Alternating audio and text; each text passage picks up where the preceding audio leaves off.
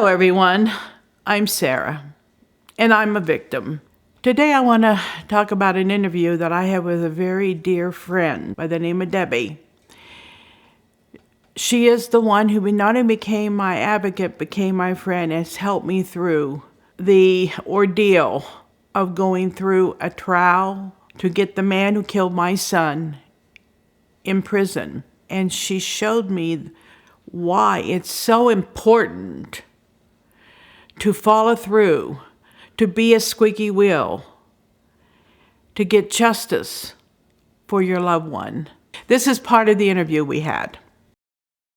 I met Sara when I was working with MAD because my territory was the whole state of Nevada. I was the only victims advocate that MAD had in Nevada at that time. And so I would get victims from all over the state.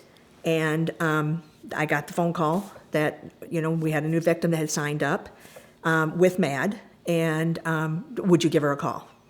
So that's how I became acquainted with Sara and then became friends with Sara, was because it's a long, as we've talked many times, it's a long, daunting process. And obviously she was devastated. During that period of time, to be honest about it, I was in shock, alone, trying to get my son's body back, trying to even find out where he was at. I wasn't being told anything, and I don't remember a lot about that period of time because, like I said, I was in shock, trauma, you name it. Because of the fact that I'm a victim, I know how you feel. I can tell you that it's not me saying, oh, I totally understand, and you have no idea. I lost my daughter, so I can talk to you, and I know what I'm saying, okay? So that's how we opened up that door, and we started from the very beginning. We started the process. She's, had some other people that were trying to help. That's what you want to call it, but that's okay. I took my job as a victim's advocate very seriously because it's a very time-consuming, heart-consuming, emotional, process that you have to go through because you're living right with that victim.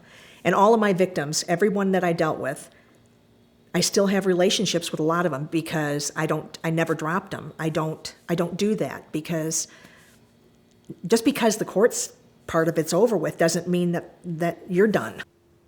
I think having an advocate that does that, and it's very rare to get that. I don't know why I was so lucky to have not one but two people that not only understood what I was going through, but to be honest about it.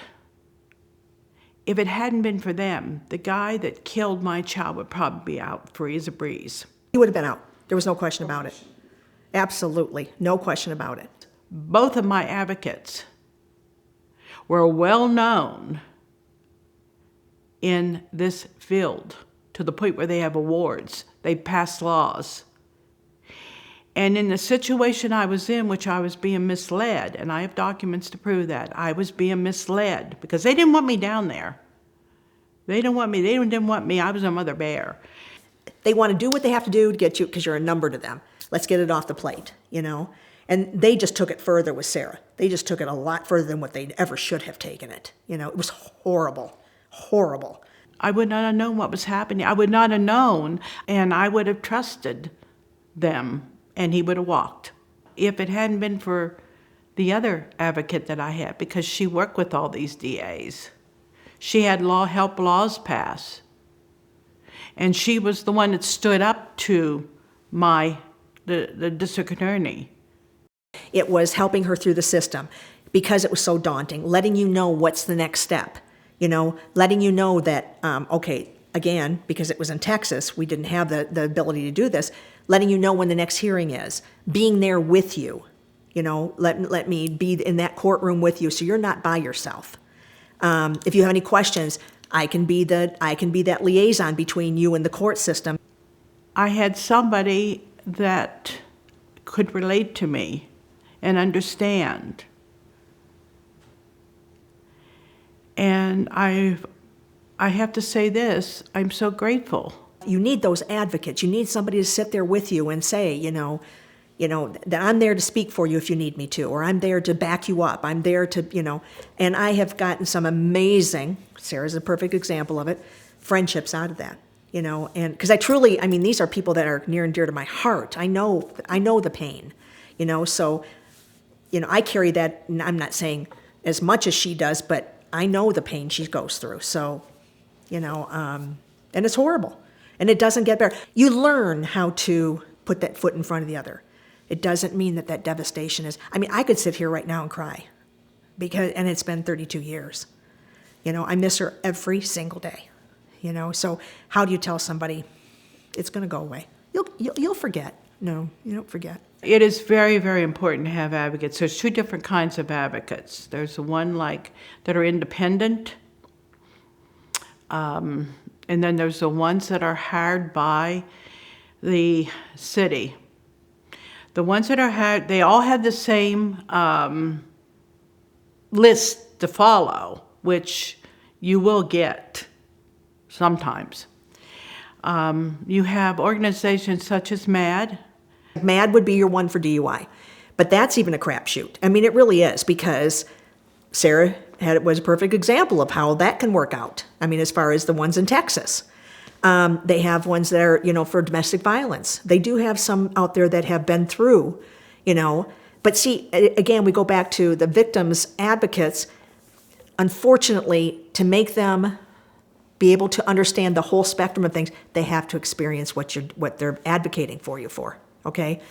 You don't want them to have, nobody wants to, but they're far and few between. And that's, you're going to get somebody, but you're not going to get somebody to be able to sit there with you holding your hand, because they're not going to do it. They're not going to hold your hand. You have to get out there. You have to be the squeaky wheel that gets the grease. And you cannot listen to somebody that does not have the experience, has not been through it. I'm so proud of her because of what she's doing. It's like me with my victim impact panel. She's found her niche. And it's educational, and people are looking, and they're seeing what she's doing. And if you get that one. I am so grateful to Debbie for helping me get through this whole process in getting justice for my son. I will be posting several videos on this interview. I hope you find them helpful. Thank you.